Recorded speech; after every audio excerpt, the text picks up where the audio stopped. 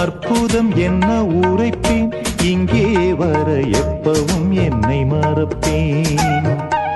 கற்பனை கொட்டி குவிப்பேன், இங்கே அந்த கம்பனை வம்பு கிழிப்பேன். வர்ணித்து பாடும் கவிஞன் நான், வண்ணங்கள் தீட்டும் கலைஞன் நான். சிந்தனை தேரில் ஏறியே சுற்றிட ஏங்கும் இளைஞன் நான்.